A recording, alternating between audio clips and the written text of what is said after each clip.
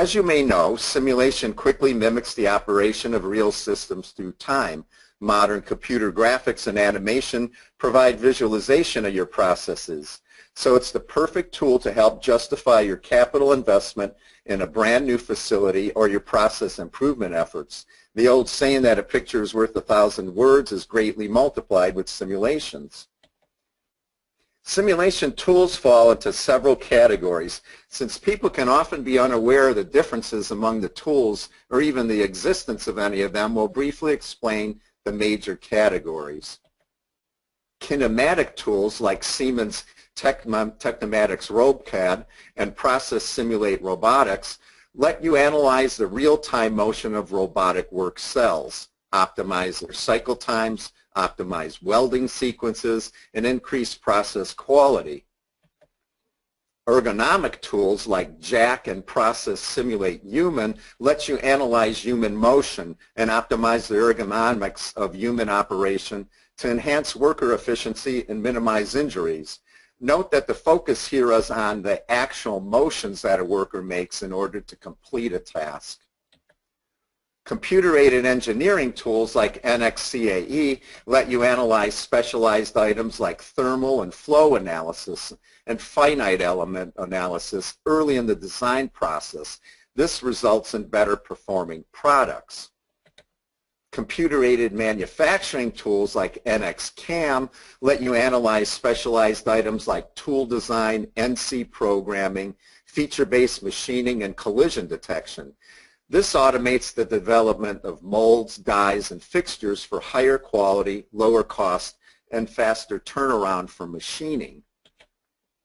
Pedestrian flow tools like pedestrian dynamics and AnyLogic model the behavior of people moving on sidewalks, stairs, and escalators, etc. in stores, stadiums, airports, etc. in normal and evacuation scenarios. The pedestrians are aware of others, of alternative pathways and obstacles around them. Like in the real world, their behavior is random, including walking at different speeds, going around obstacles in different ways, passing each other, etc. As opposed to the first four categories that focus on individual work cells, individual workers, or products, discrete event tools like Plant Simulation, Simulate, and AutoMod let you analyze the operation of an entire department or facility and optimize overall items like throughput, buffer or inventory sizes, scheduling, and workers. Discrete event simulations are also often referred to as throughput simulation. Although all these tools are really cool, the focus on today's webinar is on discrete event simulation, and more specifically how worker productivity can be maximized using discrete event simulation. Instead of optimizing the motions of workers to perform a given task as in ergonomic simulations or modeling the behavior of pedestrians and crowds, the requirement of a worker to be at a workstation and the time it takes for the worker to complete a task are modeled in a discrete event simulation. This allows you to optimize overall worker productivity from a whole plant view. So those three tools provide different but very useful modeling and analysis capabilities. Our next topic is our main topic, worker modeling. We'll discuss when workers do and don't have to be included in a simulation model, 4 ways to model workers, along with a few other worker options, and how to maximize worker productivity. All discrete event simulation model workstations, buffers, and often material handling equipment like conveyors, forklifts, AGVs, and cranes, but not all models include workers. To paraphrase Shakespeare's Hamlet character, to model or not to model workers, that is the question. The answer depends on how workers are utilized in the current or proposed process. We'll cover some rules of thumb to help you in your decision-making process. If workers are known to not be bottlenecks, then workers do not have to be modeled. Obviously, if all stations are totally automated, then workers do not have to be modeled. If workers are dedicated to working at just one station, then they do not have to be modeled. They can be assumed to be available.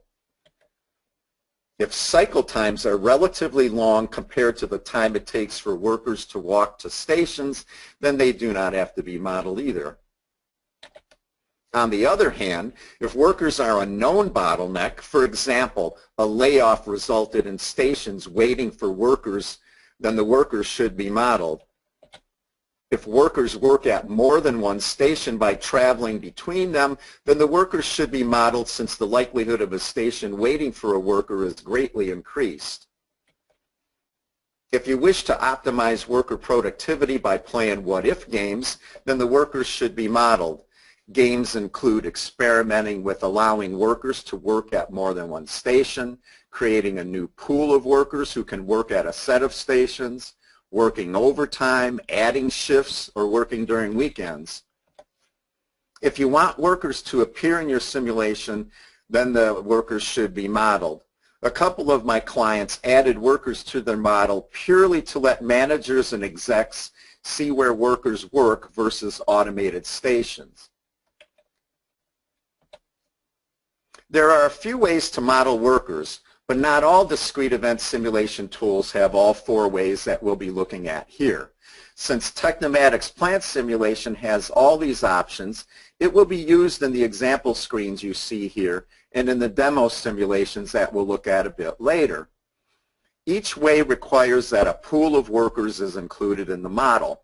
The worker pool object specifies how many of each type of worker will be available for the workstations that have been set up to require given types of services, like requiring a worker named worker who performs both standard services by working during setup and cycle times, and another worker named repair who just performs repairs. The work remotely option is the easiest to implement. All you have to do is check the workers can work remotely checkbox. Then workers will work right from the worker pool. This method is perfect for facilities where worker walking times are not important to the model. For example, where cycle times are a lot longer than the time it takes for workers to walk to a station. But visualization is limited to just seeing up to 4 color-coded workers on the worker pool icon. Note that the worker icons are color-coded. Green means working, blue means not working. As you can see in the screenshot above, 2 workers are working remotely at stations 1 and 2, which are both working on the blue-colored parts inside the stations, and 2 workers are not working. The Beam To option is similar to the Work Remote option since walking times are not modeled, but it provides nice visualization since color-coded workers appear at workplaces that you can put anywhere on the screen, usually close to the stations, as shown in the screenshot above. Note, in 2D, workplaces are gray when there is no worker present, as shown in the screenshot above for the Work 3 workplace above Station 3. They are green when a worker is working during the cycle times, as shown for stations 1 and 2, or when doing repair work, as shown for station 3. They are blue when a worker is present but not working, as in the repair workplaces for stations 1 and 2.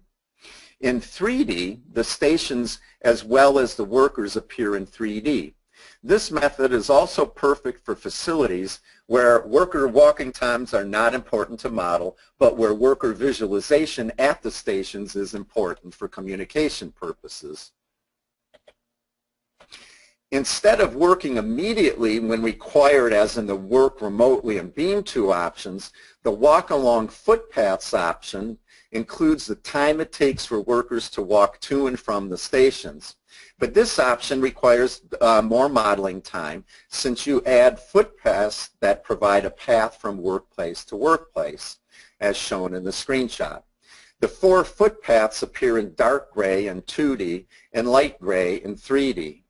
On the other hand, this option lets you play what-if games like optimizing the paths worker take from a distance and safety perspective to minimize the likelihood of accidents with material handling equipment, for example. And yes, in 3Ds, the workers' feet even move as they walk. Move freely is a unique, powerful new worker option that was added to version 13 of Plant Simulation. Like the footpath option, walking time is modeled, but workers are not restricted to fixed footpaths. Instead, they move freely. They take the shortest path to their destination stations. So this option is quicker to model if you don't need workers to walk along specific footpaths. And yes, they walk around obstacles like the standard objects that represent stations, buffers, conveyors, etc. You can even add 3D building features like fences and columns and specify them as obstacles that the workers will automatically walk around. On the other hand, since the worker automatically takes the shortest path with the move freely option, you can't play what-if games for paths that workers use like you can with the footpath option. So each one of these has its own strengths and weaknesses. Other worker options are also available. Again, different discrete event tools offer different number of options. We'll cover the comprehensive list of options available in Plant Sim. Worker pools let you define the set of workers available in your simulation.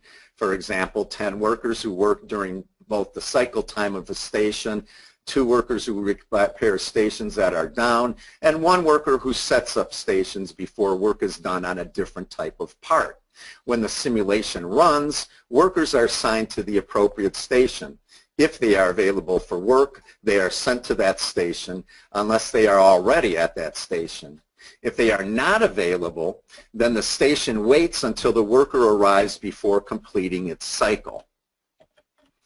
Workers can be defined to perform one or more services. For example, a standard worker may be able to perform work at more than one type of station, while a seasonal worker may only be able to perform work at a different type of station. Workers can have different priority settings. Higher priority jobs will be done sooner than lower priority ones. Workers can have different efficiency settings. The default is 100%, which means the worker will complete work within the cycle time set for a station. Otherwise, workers will get the job sooner if their efficiency is greater than 100%, or later if their efficiency is less than 100%. For example, a worker with 50% efficiency will take twice as long as the cycle time to complete work at a station. This is very useful to model sets of workers with different levels of experience and training. For example, if you are simulating a new manufacturing plant staffed by new hires through a year's worth of production, worker efficiencies could be set low for the first few weeks and set high as they gain experience. If you are modeling the movement of workers along footpaths or walking freely, you can set the speed at which different workers walk if necessary. The default value is an average value for an average person. If you are modeling workers who carry parts around, capacity is the maximum number of parts that can be carried by a given worker. We've reached our last topic, wrap-up. Before we take questions, let's take a look at a video that shows off Plant Simulation's 4 ways to model workers and an example of maximizing worker productivity. Okay, it's time for a 13-minute video of the demo models running. Before we run Work Remotely, our first demo simulation, I'll give you a quick screen tour. The upper left corner has PMC's logo, a description of the demo, and then an event controller, which is Plant Sim's simulation clock. It is set to end the simulation after 7 days, so we can see how throughput is affected by what-if games and the different demos. To the right are custom-made what-if checkboxes that let you quickly see the effect that downtime, shifts, and workers have on throughput. The worker pool, user input tables, and shift calendar let you quickly play what-if games on bottlenecks that the simulation help you identify. For example, you can change the total number of each type of worker, scheduling of parts, station processing times, setup times, and downtime. Also, the number of shifts and days and times that are worked to optimize throughput and worker utilization.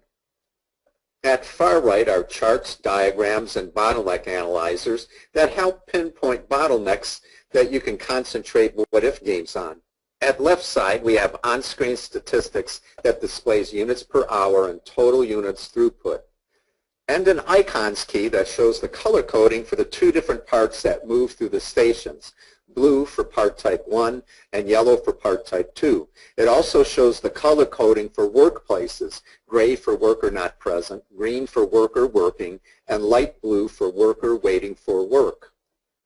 The source delivers parts continuously to Station 1. It follows the schedule in the schedule table.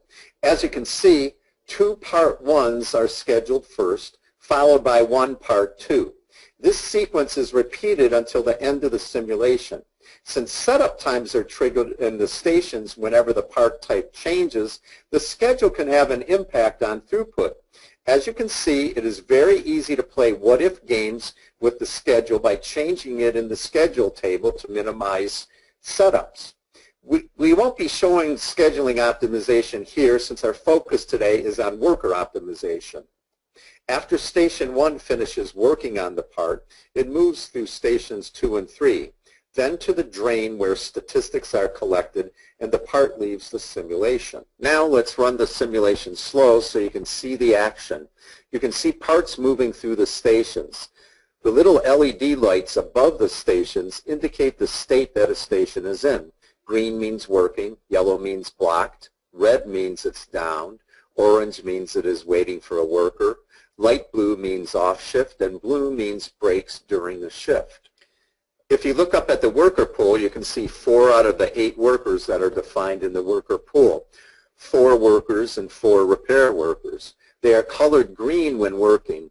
They appear here because the work remotely option is used here. So whenever a station needs a worker works from here whenever a worker is available.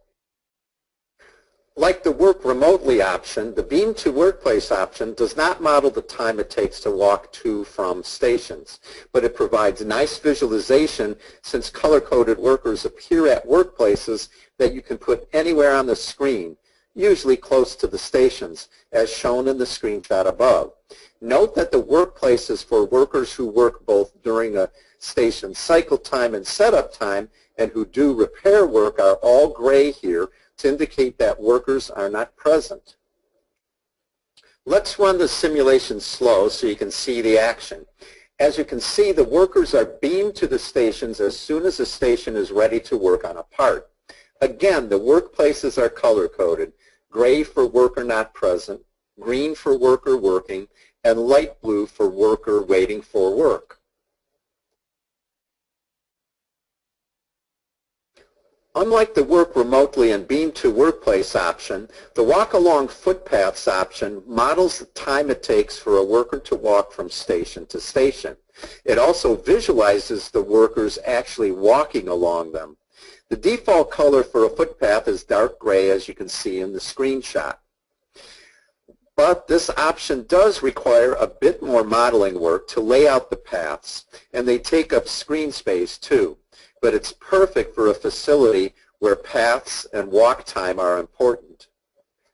Besides running the simulation slow, let's run the simulation with only 1 worker who works during cycle times and setup times and 1 repair worker so you can see the movement between the stations.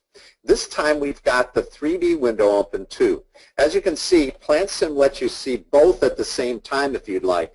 Note that in 3D, the workers even move their feet while walking. Perfect if your potential audiences include clients, upper management, and/or executives who prefer seeing things in 3D. Now let's run the simulation fast to see what our throughput is for a 7-day simulation run. As you can see, 842 units were made in 7 days. Now let's see what effect workers have on throughput by unchecking the Use Workers checkbox and running the simulation fast. As you can see, throughput increased dramatically from 842 to 2,246 units. This shows us that workers are a bottleneck. This bottleneck could be decreased somewhat by adding direct shortcut footpaths to and from stations 1 and 2 and between stations 2 and 3. but it's obvious just from looking at the simulation that we need more workers. Now let's see what our throughput would be if all the stations were perfect by unchecking the use downtime checkbox. Again, throughput improved dramatically from 2,246 to 4,085 units. Naturally, downtime has an effect on throughput, but this would be worth looking into also. Perhaps off-shift maintenance, a new station, or a parallel station at the bottleneck could improve throughput at an acceptable cost. Now let's see what our maximum throughput would be if we worked 24/7 by unchecking the use shift box. Again, throughput improved dramatically from 4,085 units to 9,806 units. If work rules permit, throughput would be increased by lengthening the existing 2 shifts and or working over the weekend, and or a 3rd shift could possibly be added. Because of the user-friendly input tables and PlantSim's powerful analysis tools, this model makes it easy to locate equipment and worker bottlenecks and to play all kinds of what-if experiments to break them. But the focus of this webinar is on workers, so let's see what would happen if we recheck our 3 checkboxes but increase our worker pool from 1 work and setup worker to 4 and from 1 repair worker to 4. As you can see, we went from the original model's 842 units to 2,181 units. Now let's see if we can optimize the number of workers. Let's look at the worker chart. This shows the time and state for each of the 8 workers.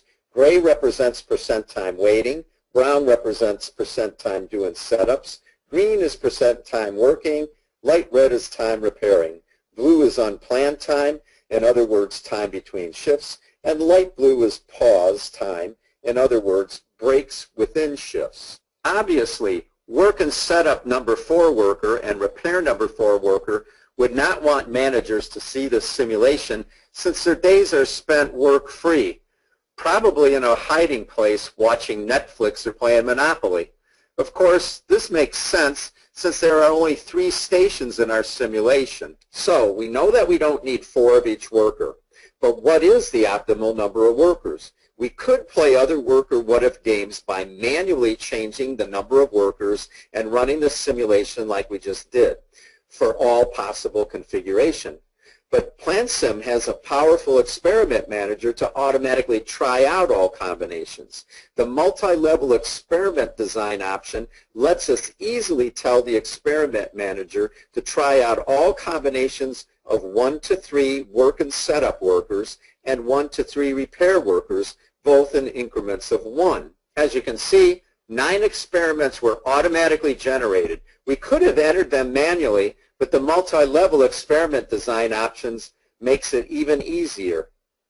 After the experiment manager is done, an HTML report is generated that can be scrolled, or links at the left can jump to items like a screenshot of the model, and an overview that can help you determine which configuration provides the highest throughput with the maximum amount of workers that you are willing to employ. As you can see, experiment 1 with 1 worker and setup worker and 1 repair worker results in an average throughput of 917 units for several observations using different sets of random numbers that the experiment manager automatically provided. And we can get a maximum throughput of 2,199 with 3 of each type of worker. The HTML report can be printed or saved to an HTML file that can be viewed in any browser and sent to others. Note that other worker what-ifs could be done, like having the repair workers do setups, etc. Like the walk-along footpaths option, the Move Freely option models the time it takes for a worker to walk from station to station, but it does not require you to add footpaths to your model. Instead, this powerful option automatically has the workers take the shortest paths, but they do move around obstacles like stations, buffers, robots, etc. This makes it easier to model and is fine if you don't need the workers to follow well-defined footpaths. So this model looks like our beam to demo, but instead of beaming to stations in 0 time, the workers walk. We've set the worker pool to only have one worker of each type and slowed the simulation speed so you can see the details. We've added a robot, buffer, and a fence to show you how the workers automatically walk around these obstacles. I hope you agree that this and the other options are really cool built-in worker modeling features that let you choose the way you prefer to model workers without having to do a lot of custom programming. Note that the fence is one of the built-in 3D graphics options that let you add building features to enhance the look of the 3D view of your simulation. I couldn't leave without showing yet another powerful worker modeling option that is available in Plant Sim. Workers can be set to carry parts. As you can see in this demo, it's a bit difficult to see the detail in 2D, but if you look close, you can see the head and shoulders of the 2D worker icon carrying a part. It's easier to see in the 3D window that we are showing here too. Finally, let's look at the worker chart. As you can see, besides green representing percent working time for the worker and brown for percent setting up time that you saw previously, dark green here is percent time carrying parts, and orange is percent time walking without parts. Since this worker is a very busy person, there is no gray for waiting time, and since we're running without shifts, there is no pause to run plan time. Also, this worker is not set up to do repair work, so there is no fail time here either. You may be wondering what type of return on investment you can expect from a discrete event simulation. Well, Siemens surveyed 600 plant simulation users in approximately 200 companies. Results include a 12-to-1 value-cost ratio. I've personally witnessed this kind of ROI in projects that I've been involved in.